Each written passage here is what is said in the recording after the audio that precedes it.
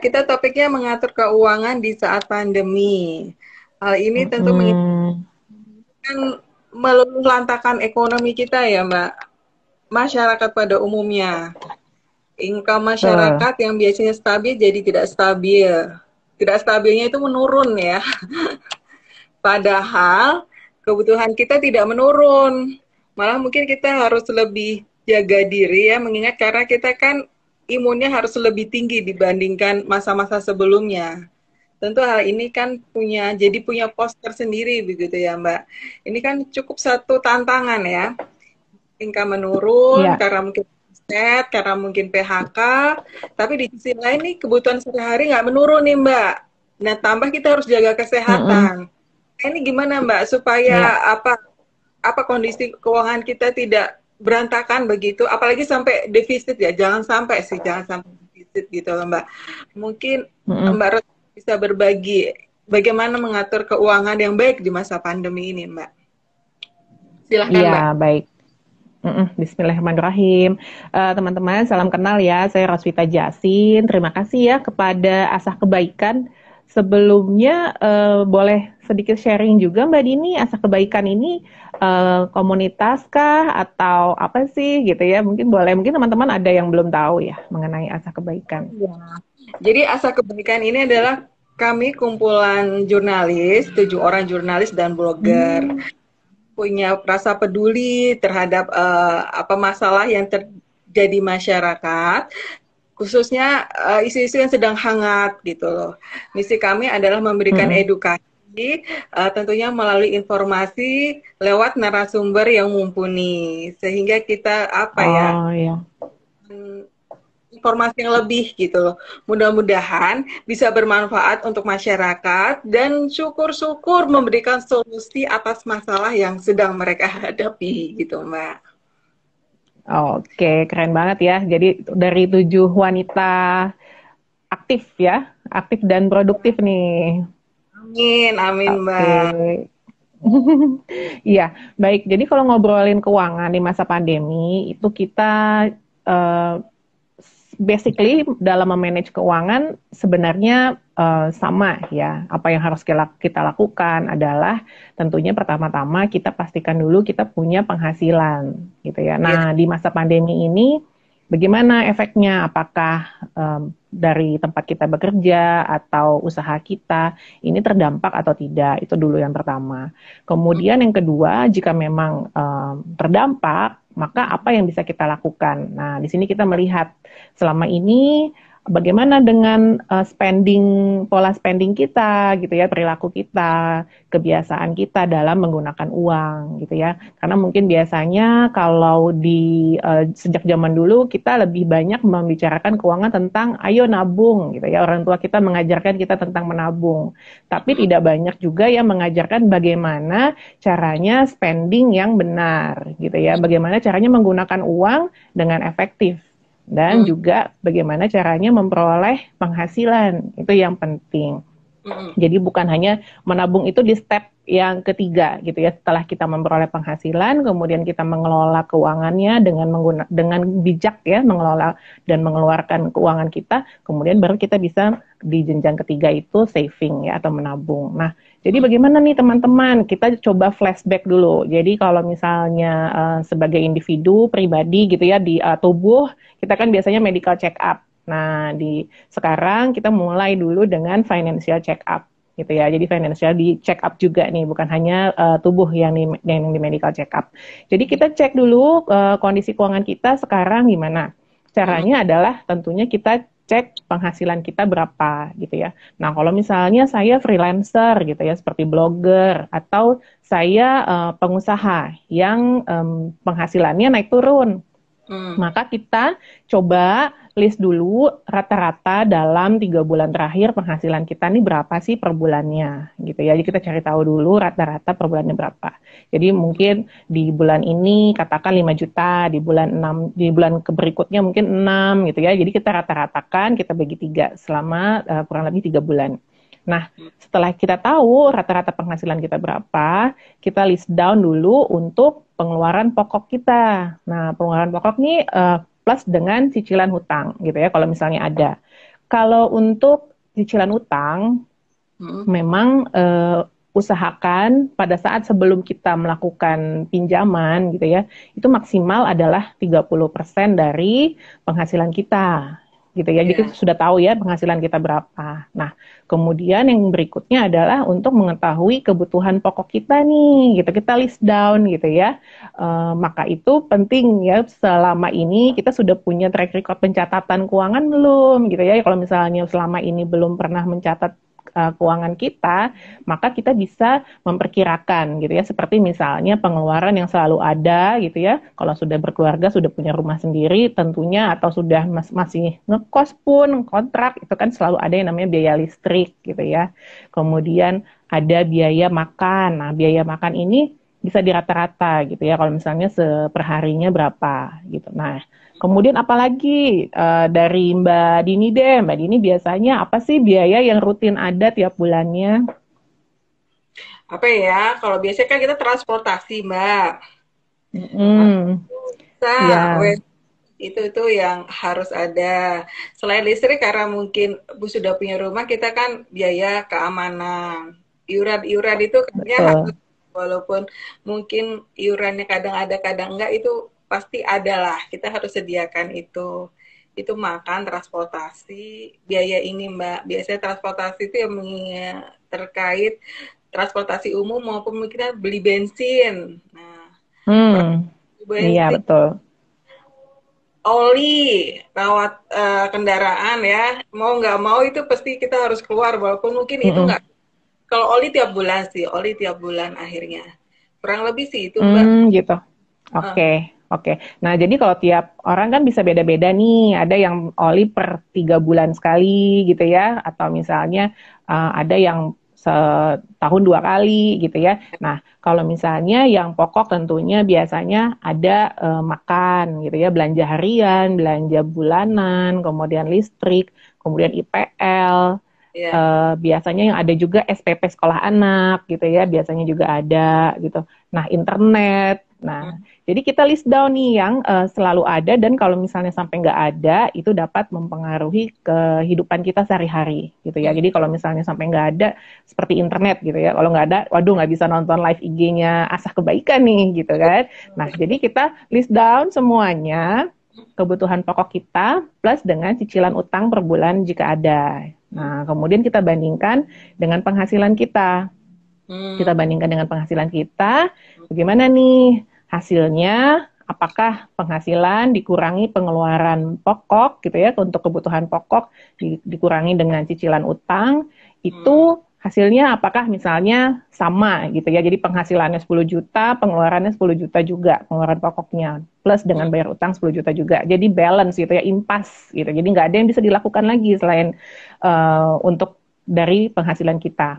Nah, kalau misalnya lebih, nah kalau lebih tadi, nah ini enak nih, jadi bisa ditabung, bisa punya ke tujuan keuangan yang lain, misalnya untuk biaya ibadah kita bisa tabung, untuk biaya yang lain gitu ya bisa kita sisihkan, termasuk dengan misalnya kita punya target untuk dana pendidikan anak dan lain sebagainya. Nah, yang berbahaya memang kalau kondisinya defisit. Jadi ternyata kebutuhan pokok kita saja plus dengan bayar utang itu kurang dibanding lebih daripada penghasilan kita. Jadi penghasilan kita kurang daripada untuk memenuhi kebutuhan pokoknya saja. Nah, itu yang kondisinya defisit. Nah, maka kita cari tahu gitu ya, sebabnya apa nih? Oh, pertama, kita cari tahu apakah kebutuhan pokok saya ini ternyata lebih gitu ya. Jadi mungkin ada makan gitu ya, biaya makan ternyata selama ini banyak jajan gitu ya, banyak makan yang sebenarnya bisa dihemat gitu ya untuk biaya makan. Atau ternyata untuk transportasi misalnya, oh seharusnya nggak seperti ini gitu ya, bisa dihemat. Atau misalnya penggunaan kebutuhan konsumsi gitu ya, kebutuhan konsumsi misalnya seperti bahan-bahan sabun gitu ya, mungkin kita selama ini membiarkan gitu ya, kita cenderung memilih merek yang memang mungkin karena atas dasar kualitas ya kita beli, ternyata memang harganya mahal. Nah, ini kita bisa lakukan penyesuaian termasuk dengan penggunaan listrik ya. Ini memang bisa dihemat gitu ya, bisa dihemat tentunya dengan kita mengurangi penggunaan AC gitu ya. Nah, setelah kita cek gitu ya untuk pengeluarannya, kita sudah cek, ternyata saya sudah hemat kok gitu ya, saya sudah hemat. Dan saya juga tidak berlebihan menggunakan listrik, saya juga tidak berlebihan dalam hal konsumsi gitu ya. Dan pun usaha lagi untuk dihemat ini sudah nggak bisa gitu ya, sudah mentok banget. Berarti masalah kunci jawabannya gitu ya, kunci jawabannya adalah kita perlu untuk mencari solusi yaitu menambah penghasilan kita.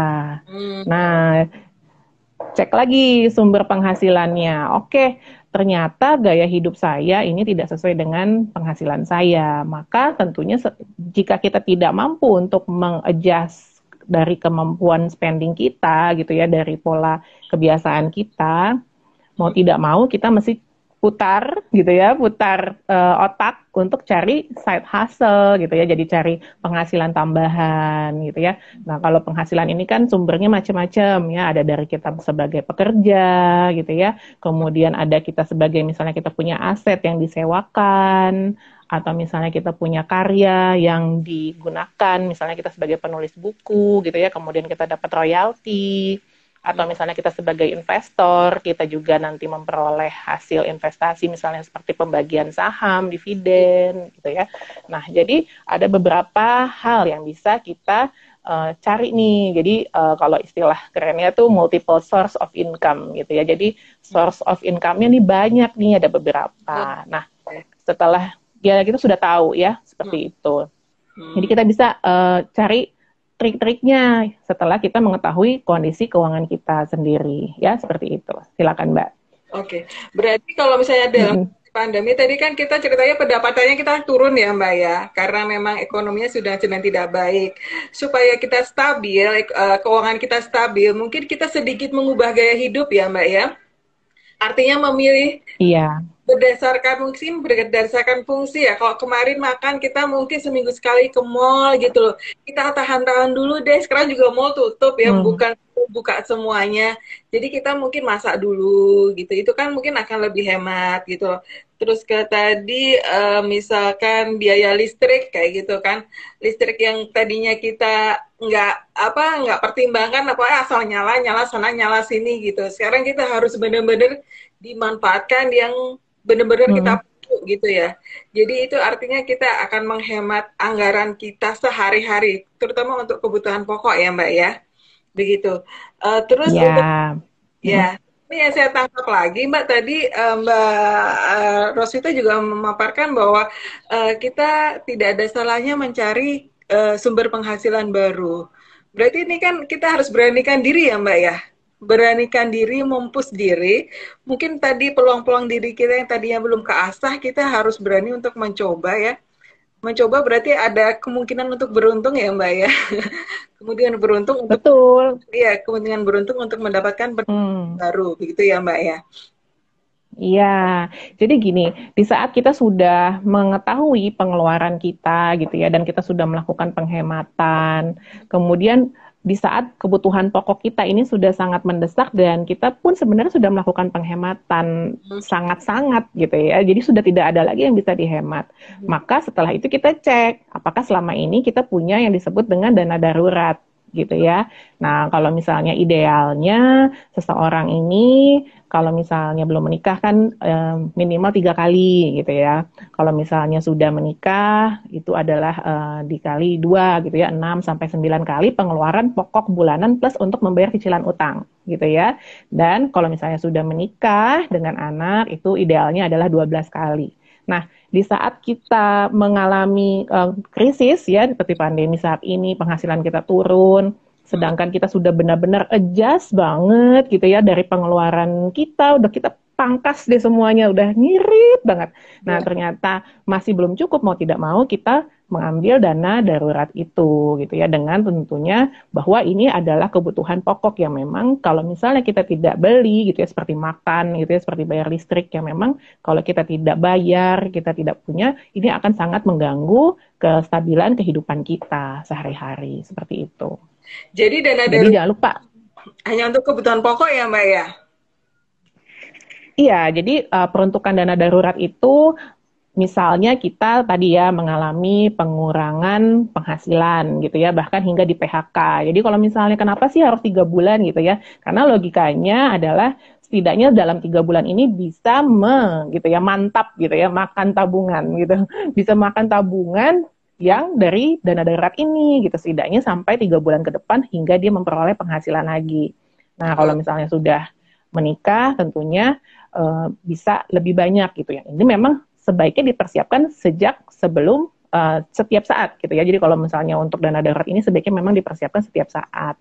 Nah, tapi bagaimana nih? Kita kan sudah masuk masa kedua tahun ya pandemi ini. Nah, mungkin beberapa orang dari dana daruratnya sudah habis gitu ya, terutama jika yang memang mengalami PHK gitu ya, atau memang sama benar-benar drastis gitu penurunannya. Nah, maka kita cek lagi aset kita yang hmm, mana nih yang kira-kira hmm, mau nggak mau bisa kita lepas atau misalnya hmm, bisa kita sewakan dulu gitu ya. Jadi mungkin secara psikologis agak turun gitu, tapi nggak apa-apa. Setidaknya kita menyelamatkan dulu kebutuhan pokok kita tadi dan terutama juga misalnya nanti punya ada cicilan utang ya yang memang setiap bulannya harus dibayar dan kalau tidak dibayar terutama jika misalnya ke lembaga keuangan dengan memberikan bunga gitu ya yang tinggi maka mau nggak mau karena banyak banget kan yang terjebak di situ gitu ya jadi terlilit utang sampai besar padahal sebenarnya dia masih punya aset gitu ya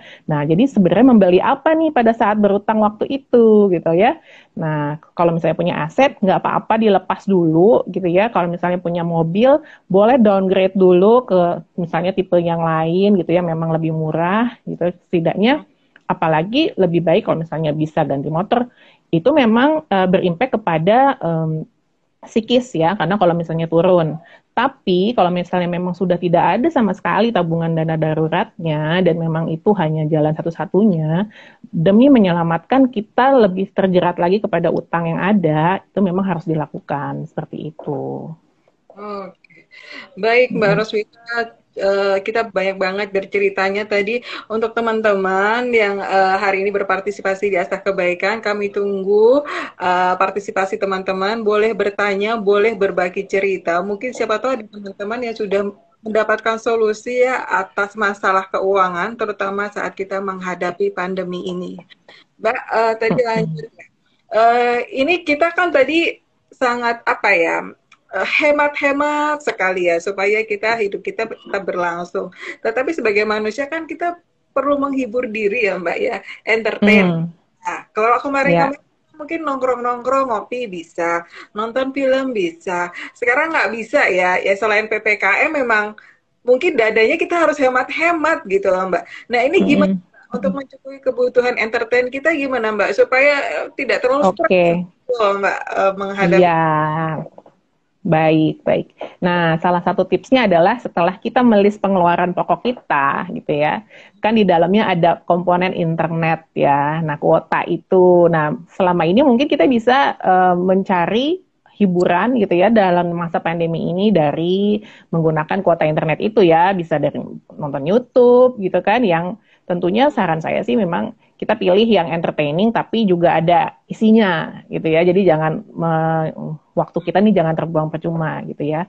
Jadi entertaining plus ada isinya gitu. Terutama misalnya kan banyak ya sekarang webinar-webinar gitu ya, tutorial-tutorial yang bisa kita pakai gitu ya untuk kita mendapatkan Hmm, ilmu tambahan. hmm, Kemudian jangan lupa juga ikut kelas-kelas gratis, itu kan banyak saat ini. Jadi kita memperoleh di masa pandemi ini memperoleh sisi entertainment itu bisa dari internet. hmm, Kemudian dari olahraga di luar yang memang tentunya di sekitar kompleks saja gitu ya. Kalau misalnya kita mau lari, mau jalan pagi gitu, itu juga cukup entertaining kalau menurut saya gitu. Jadi kita bisa tidak mengeluarkan budget cukup besar untuk menghibur diri sendiri. Nah, itu untuk yang tadi di saat penghasilan dikurangi pengeluaran itu sama dengan balance atau defisit. Nah, oh, tapi kalau yang punya lebih gitu ya, untuk yang surplus nih dari penghasilannya dikurangi pengeluarannya masih ada lebihnya. Nah, ini silahkan dibudgetkan, dibuat anggarannya tiap bulan gitu ya. Saya planning untuk kebutuhan pokok sekian gitu ya, untuk misalnya punya cicilan utang maksimal 30%, kemudian dari penghasilan ya. Kemudian untuk tabungan, investasi gitu ya, jangka panjang sekian persen gitu. Nah, kalau misalnya untuk budget entertainment silakan di plot juga gitu ya, bisa dari 10% dari penghasilan gitu. Tentunya kita sudah memprioritaskan yang terlebih dahulu tadi ya, jangan lupa untuk pengeluaran biaya hidup pokoknya, untuk bayar utangnya, dan juga sedekah ya, dana sosial. Nah, itu dulu dilakukan. Setelah itu silahkan kalau misalnya punya kesenangan gitu ya, ingin melakukan sesuatu, yang untuk membeli sesuatu, self reward, itu silakan dilakukan. Itu sah-sah saja gitu, Mbak. Baik, Mbak, ini sepertinya kita mulai ada pertanyaan nih ya dari Oke, silakan. 2022. Mbak, minta saran investasi di masa pandemi yang pas apa ya? Deposito dan emas sudah. Kalau buat mana begitu, Mbak? Silakan, Mbak Roswita. Ya, baik. Oke, jadi sebelum kita berinvestasi gitu ya, investasi yang bagus apa sih gitu ya. Jangan lupa kita cari tahu dulu kita berinvestasi tujuan keuangannya apa nih gitu ya. Seperti tadi saya bilang, mungkin orang tua zaman dulu ayo nabung gitu ya, tanpa kita tahu tabungan ini nanti akan dipakai untuk apa nih gitu ya. Kalau untuk anak-anak nanti untuk beli mainan gitu, nanti untuk sedekah, untuk kasih ke orang yang membutuhkan gitu misalnya. Nah, kita sendiri pun yang dewasa perlu tahu gitu ya, sebelum kita melakukan investasi, target kita apa gitu ya. Jadi kita mau misalnya melakukan investasi untuk tujuan apa nih? Misalnya untuk pemenuhan dana pendidikan anak, atau misalnya untuk persiapan masa pensiun gitu ya. Nah, ini boleh kita tentukan. Kemudian besarnya berapa? Nah, itu yang kita perlu hitung ya. Jadi kalau misalnya istilah kerennya tuh kalau dalam menentukan tujuan keuangan tuh ada prinsip SMART gitu, Mbak. Jadi spesifiknya apa sih gitu ya, mau kita cari gitu ya, kita mau capai dari investasi yang kita lakukan. Kemudian measurable itu bisa diukur, bisa dinilai berapa besarnya, itu yang perlu kita tahu sebelum kita melakukan investasi. Jadi investasi ini seperti menanam sebuah pohon gitu, di saat kita sudah berbuah, silahkan langsung dipetik gitu. Jadi jangan terlalu lama sehingga buahnya busuk gitu ya. Jadi di saat kita sudah tahu angkanya berapa, sudah sampai di sana, silahkan langsung diambil. Misalnya kita berinvestasi katakan di instrumen yang agresif gitu ya, misalnya di saham syariah gitu misalnya. Nah, maka di saat mau berinvestasi di sesuatu instrumen yang agresif, yang nilainya naik turun gitu ya, di saat kita sudah sampai, langsung dipetik buahnya gitu ya. Jadi sehingga mengamankan, pindahkan lagi ke misalnya disimpan di logam mulia, atau misalnya di deposito atau di reksadana pasar uang gitu. Silakan. Tapi tentunya kita yang kedua tadi, measurable, berapa nih besarnya gitu ya. Kemudian achievable, yang ketiga, achievable. Oke, ternyata saya targetnya melakukan investasi, mengumpulkan misalnya 100 juta untuk DP rumah gitu misalnya ya, dalam sekian tahun lagi. Nah, maka kita membutuhkan berapa nih dananya yang harus kita sisihkan dari penghasilan kita tiap bulan. Nah, kita cek lagi tadi penghasilan kita dikurangi pengeluaran kita, ada sisanya enggak? Nah, sisanya ini mau ditaruh semua di investasi cukup enggak? Gitu. Nah, berarti kan achievable atau tidak? Artinya ada uangnya enggak untuk diinvestasikan. Kalau misalnya ternyata terlalu tinggi gitu ya target dananya, oh berarti kita perlu melakukan penyesuaian. Apakah nanti targetnya diturunkan, misalnya mungkin tadinya untuk beli rumah butuh 100 juta, kita turunkan jadi 50 juta sehingga yang bisa kita simpan tiap bulannya ini tercapai gitu ya. Nah, kemudian yang keempat dari prinsip SMART tadi, realistis gitu ya. Apakah ini terlalu muluk-muluk nih, ataukah ternyata dengan tujuan keuangan saya ini jadi terlalu mengencangkan ikat pinggang banget gitu ya. Jadi apakah realistis, dan juga waktunya. Yang terakhir tuh dari SMART adalah time. Jadi waktunya berapa lama. Nah, ini akan mempengaruhi menentukan investasi mana yang akan kita lakukan. Dan yang kedua juga mengenal profil resiko kita. Kita tipe-tipenya seorang investor yang seperti apa sih gitu ya. Apakah kita tipenya yang mengetahui gitu ya, tentunya setiap kali kita melakukan investasi kita penting untuk mengetahui setiap produknya gitu ya, jadi fitur-fiturnya apa, jadi kita sudah tahu tadi tujuan keuangannya apa, dana yang ingin kita capai berapa, kemudian kita mengetahui bahwa oke, memang sebenarnya gitu ya, sebenarnya saya tipe yang deg-degan gitu kalau misalnya saya melihat investasi saya turun gitu misalnya gitu kan, kalau naik bisa turun gitu. Saya tipenya deg-degan, maka tentunya saya adalah tipe yang bisa dikategorikan moderat gitu ya misalnya. Jadi maka kita pilihlah instrumen yang cenderung stabil gitu ya, misalnya ya kalau misalnya cenderung stabil itu bisa dikategorikan seperti kita membeli logam mulia gitu ya, bahwa untuk emas, untuk logam mulia ini adalah instrumen yang masuk kategori menengah ya. Jadi artinya dia resikonya sedang gitu. Jadi bukan yang tanpa resiko ya punya emas. Kenapa? Karena kalau untuk logam mulia atau emas itu dalam jangka pendek gitu ya. Misalnya kita baru beli hari ini nih, dikatakan di 950.000 sekian gitu ya. Kita jual hari ini juga atau sorenya, itu biasanya harganya selisihnya sekitar 100.000 gitu ya, harga buybacknya di 850.000.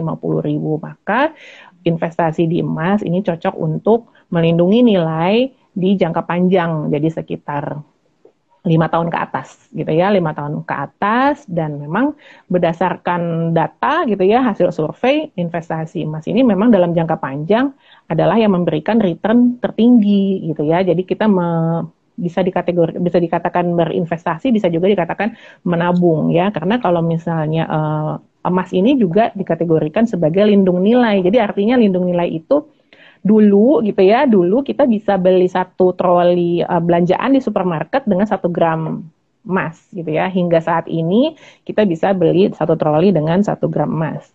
Beda kalau dulu kita mungkin satu troli itu harganya di 100.000 gitu ya. Sekarang kalau misalnya 100.000 paling cuma dapat 2-3 item seperti itu kalau misalnya kita belanja.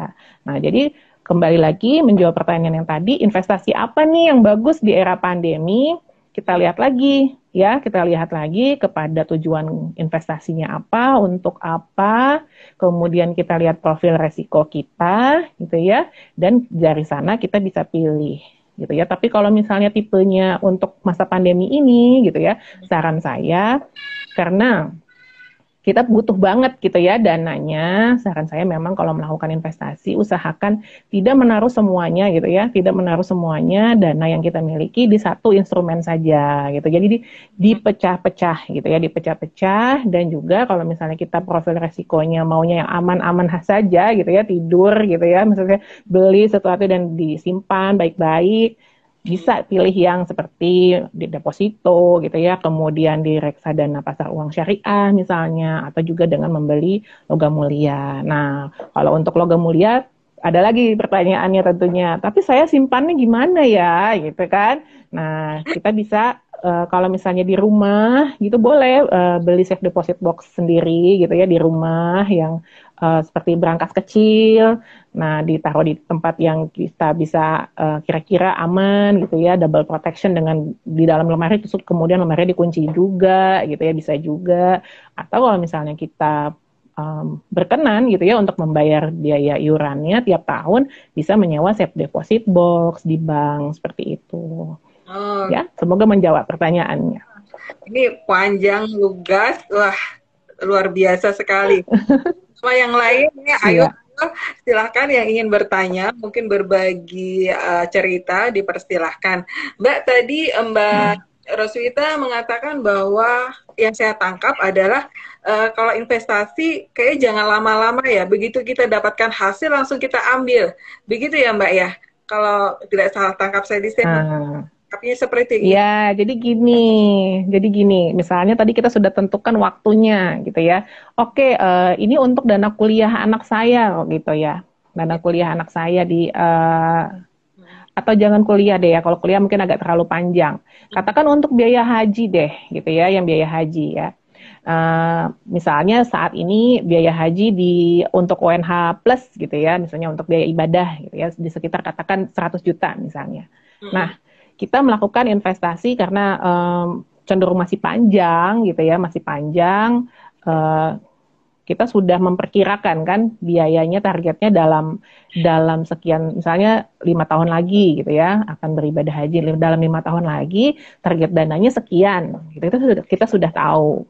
Nah, di saat kita sudah tahu target dananya, perkiraan kita gitu ya, ternyata belum sampai 5 tahun nih, baru sampai 3 tahun sudah tercapai targetnya, katakan tadi 100 juta kebutuhannya, sudah sampai 100 juta.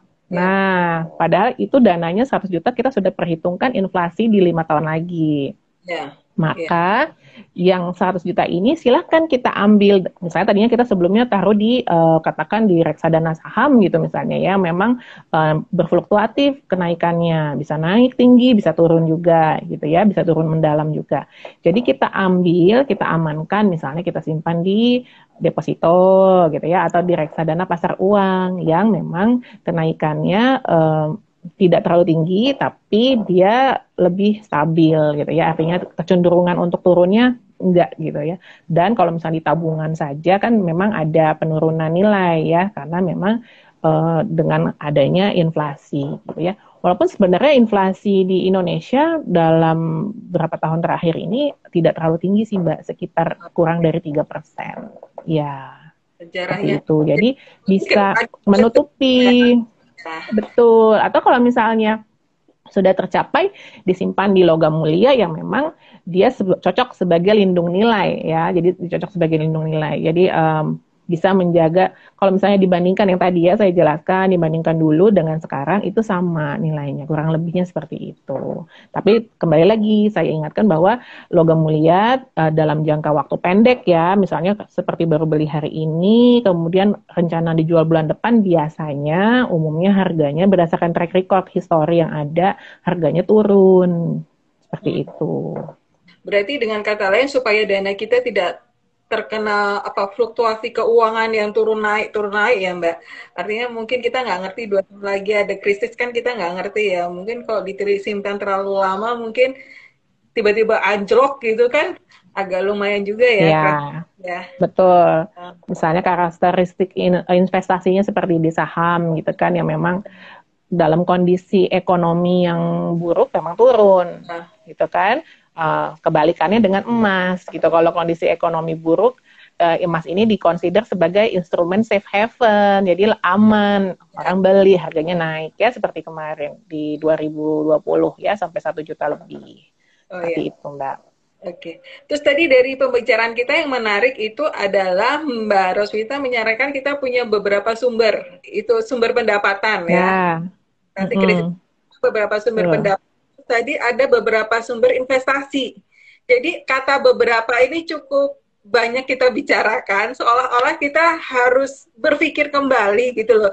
Jangan kita stuck dengan satu sumber aja. Memang kondisi ekonomi kita memang seperti itu Mbak, segitu gawatnya lah kalau saya baca itu. Gimana Mbak? Iya, jadi sebenarnya gini Mbak, kalau misalnya tadi kenapa saya menyampaikan seseorang ini sebaiknya punya yang dikatakan multiple source of income gitu ya. Jadi kalau misalnya kita perhatikan gitu ya, para konglomerat itu memang umumnya punya banyak sumber penghasilan gitu ya. Selain bisnisnya banyak, ada hal-hal yang lain gitu yang mereka punya gitu.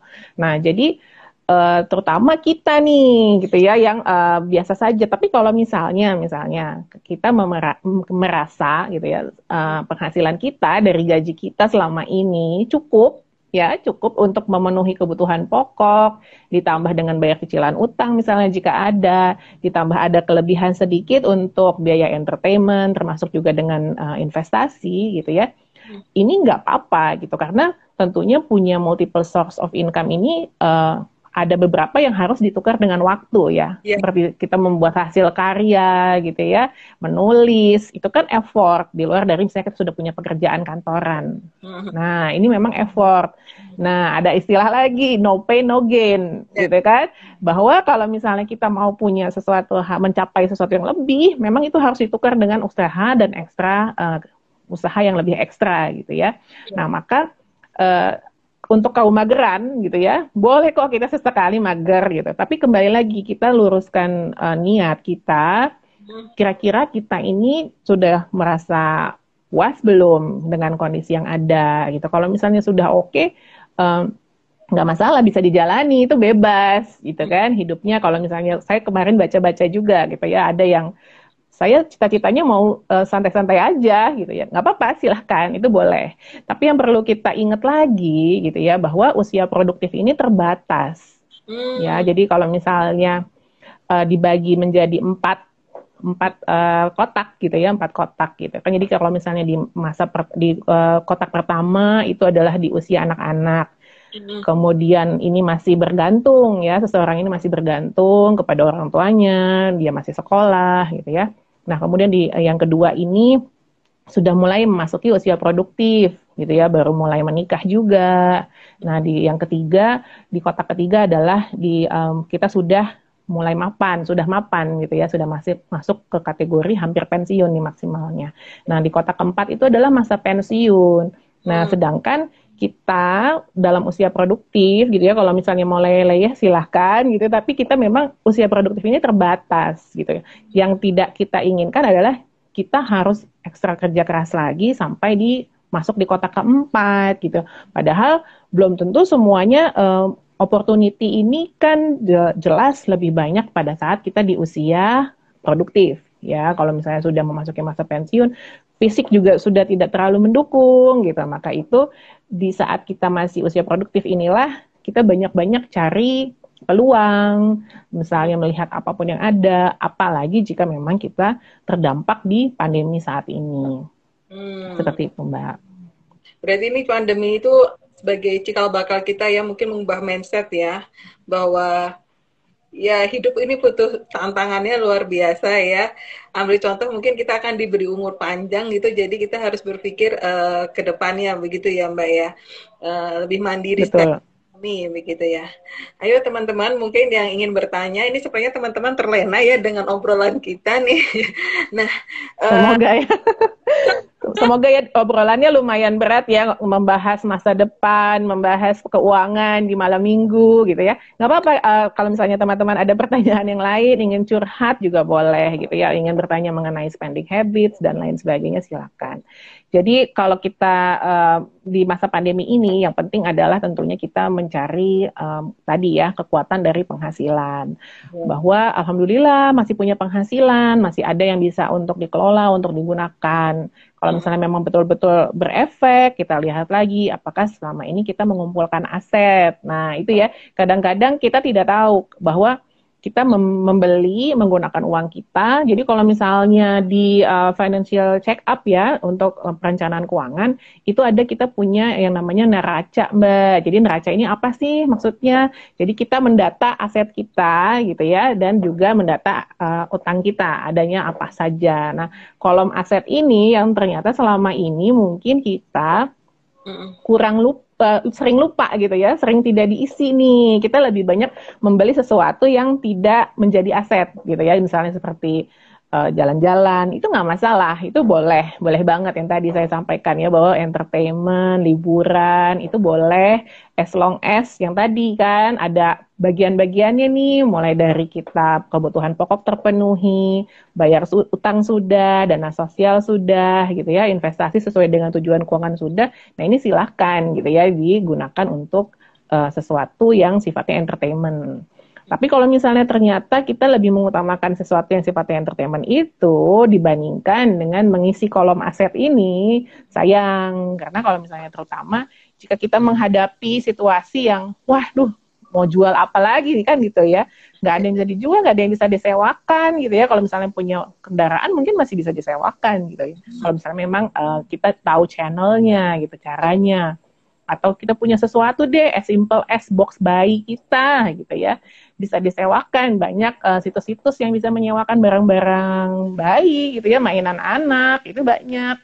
yeah. Itu setidaknya bisa jadi penghasilan tambahan gitu. Hmm. Nah, tapi kalau ternyata selama ini banyak makan enak nih gitu, terlena gitu ya, saya juga suka makan gitu ya, saya suka makan enak.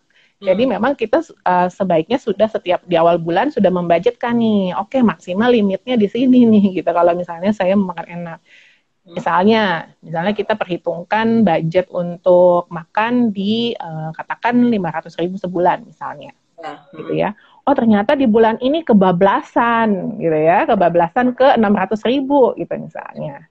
Berarti kita mau nggak mau gitu ya, di bulan depan kita usahakan budget kita 400.000 gitu. Jadi dari atas dasar kelebihan di bulan lalu tembus ya, tanda kutip ya, ditebus di bulan ini di 400.000 gitu, karena budgetnya tiap bulan 500.000 dari penghasilan kita, misalnya seperti itu. Oke. Mbak, Jadi psikologis itu yang paling sulit dong Mbak, kalau menurut saya soal pengaturan keuangan. Seperti tadi ya, budget makan kita untuk ke restoran 500.000, tapi kadang-kadang mata itu gimana ya, mata, lidah itu kadang-kadang, ya deh naik 50.000, 100.000 nggak apa-apa deh. Kadang-kadang kan kita suka, apa ya, melenakan diri, mentoleransi ke diri kita gitu loh. Itu sebenarnya paling sulit gitu. Termasuk mungkin faktor psikologis saat mungkin kita pandemi, kita mau menjual aset kita atau menyewakan aset kita, itu kan hal yang agak sulit ya Mbak. Kita keterikatan dengan aset itu begitu tinggi, yang tadinya nggak kepikiran dijual atau disewakan, mau nggak mau ya, supaya kebutuhan pokok kita terpenuhi, jadinya harus merelakan itu. Itu ada tipsnya nggak sih Mbak, supaya kita nggak terlalu sakit hati banget gitu Mbak? Iya, jadi tipsnya adalah kita sadari penuh bahwa ini adalah suatu way out gitu ya, jalan keluar dari kondisi yang ada daripada kita berutang ya. Kalau misalnya kita mensayangkan aset kita ini kita jual gitu ya untuk memenuhi kebutuhan pokok kita, sayang asetnya, lebih baik saya ambil utang saja gitu. Apakah kita yakin kita bisa bayar di saat kemampuan kita untuk memiliki penghasilan juga sudah terpotong setengahnya atau misalnya hilang sama sekali gitu. Ditambah lagi dengan adanya bunga gitu. Nah, ini akan semakin mencekik leher gitu. Jadi itu yang perlu kita pikirkan, bahwa daripada terjerat utang, lebih baik kita jual dulu aset kita yang ada, nanti insya Allah sudah kembali kondisinya membaik, kita bisa beli lagi gitu aset itu. Seperti itu ya. Semoga bisa menjadi salah satu cara untuk kita punya mindset nggak apa-apa gitu, nggak apa-apa dijual dulu daripada terlilit utang, karena banyak banget kan kasusnya gitu ya, sampai mau bunuh diri gitu ya, sampai bunuh karena nggak bisa ngasih makan anak-anak yang sudah terjerat utang, bunuh anak-anaknya juga, sampai dirinya juga, nauzubillah min dzalik ya, seperti itu. Jadi itu yang penting yang perlu kita ingat gitu ya, bahwa kemudian kita kurang-kurangi ya, misalnya kita punya habits FOMO, kalau sekarang lagi tren ya, fear of missing out gitu. Jadi kalau teman-teman lagi pada posting croffle, lagi pada beli alat buat bikin waffle croffle itu, ya udah kita tahan diri aja kalau memang nggak ada budgetnya, nggak ada uangnya. Atau misalnya beli alat itu, misalnya kan sekarang harganya dinaik gitu karena lagi tren gitu ya. Kalau 2020 dalgona coffee, kalau sekarang croffle gitu ya.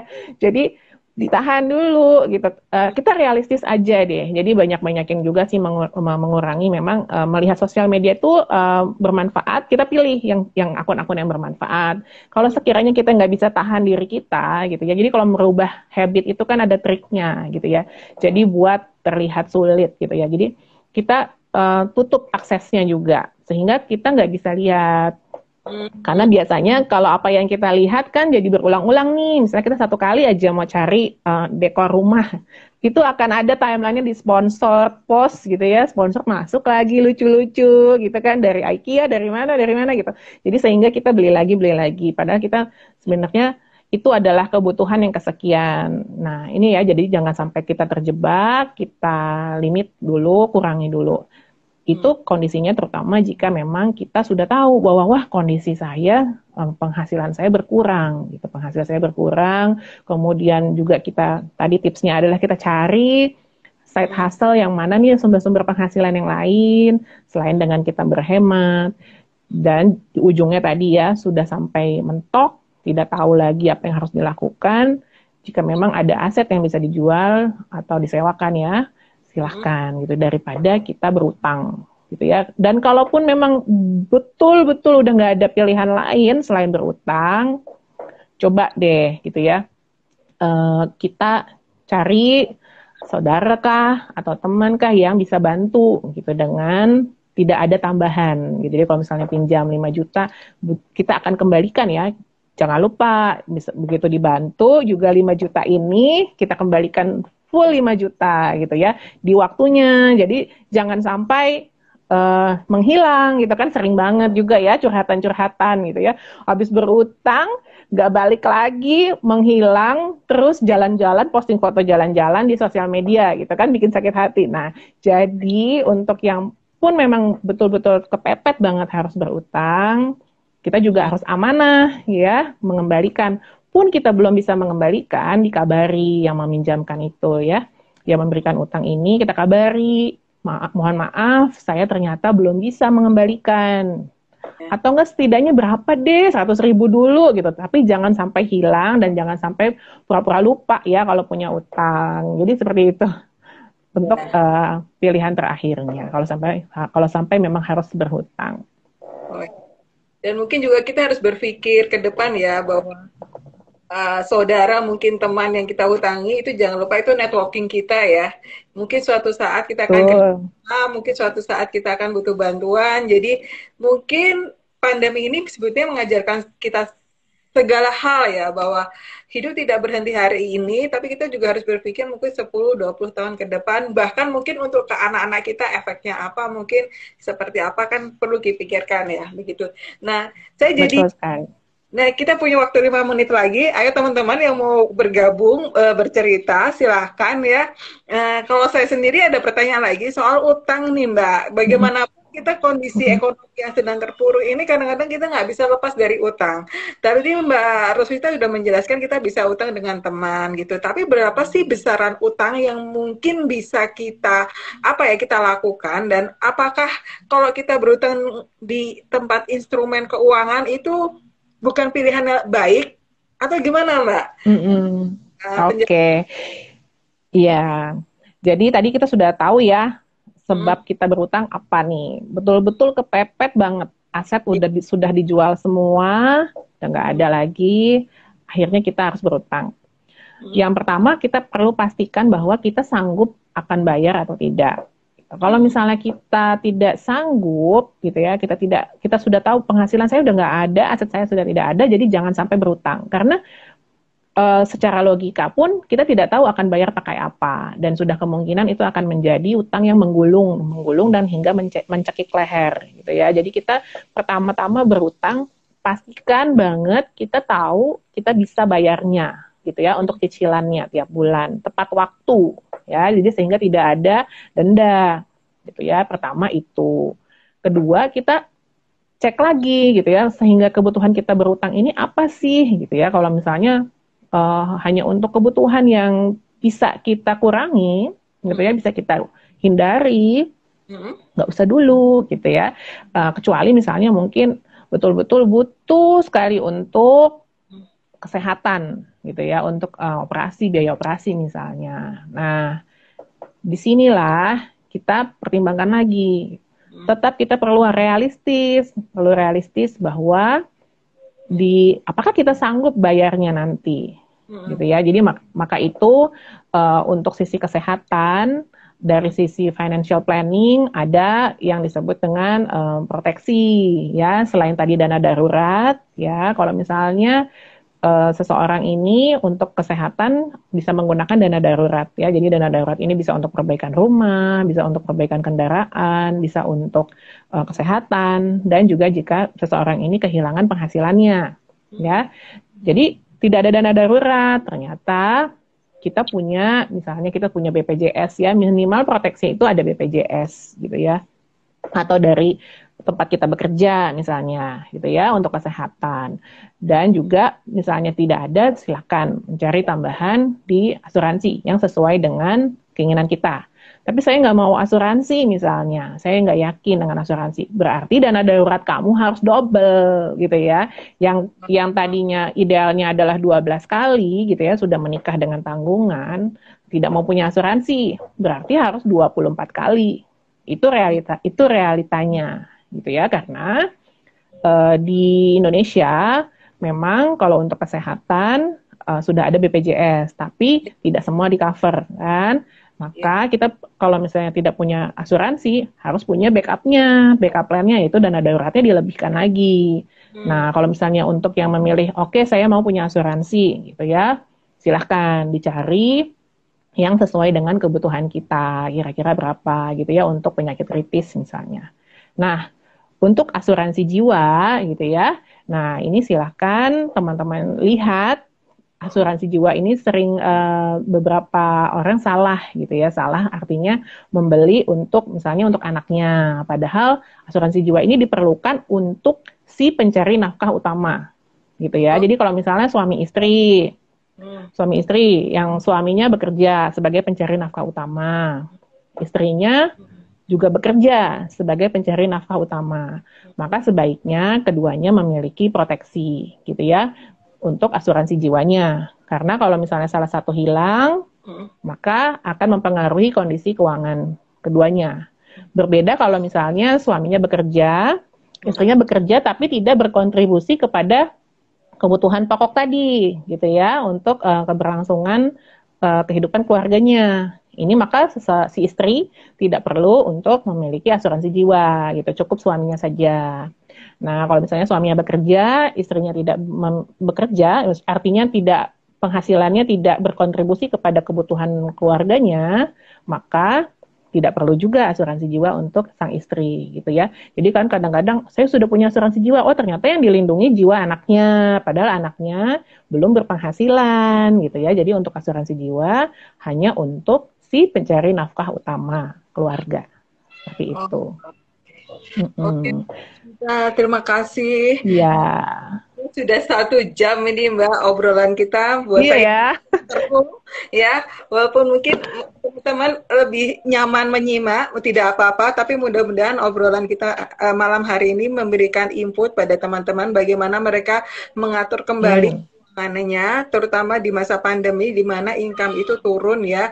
Mungkin saatnya sekarang ini juga harus punya mindset yang lain ya, artinya kita tidak terpaku dalam satu misalnya tadi sumber penghasilan, nggak ada salahnya kita mencoba begitu ya, mencari penghasilan baru tentunya dengan kapasitas kemampuan kita ya, dan mungkin juga investasi ya, ada beberapa investasi yang bisa kita gunakan ya untuk menjaga keuangan kita. Begitu ya Mbak Roswita ya. Saya terima kasih sekali kepada Roswita yang sudah membagikan ilmunya, mudah-mudahan bermanfaat, dan juga buat Mbak Roswita menjadi ladang pahala ya, karena menambahkan banyak kebaikan. Amin. Baik Mbak, terima kasih sekali. Saya Dini dari Asah Kebaikan dan tim Asah Kebaikan seluruhnya mengucapkan terima kasih pada Mbak Roswita. Terima kasih, selamat malam Mbak, sehat selalu Mbak. Amin, sehat juga Mbak Dini, teman-teman semua. Assalamualaikum warahmatullahi wabarakatuh. Waalaikumsalam warahmatullahi wabarakatuh.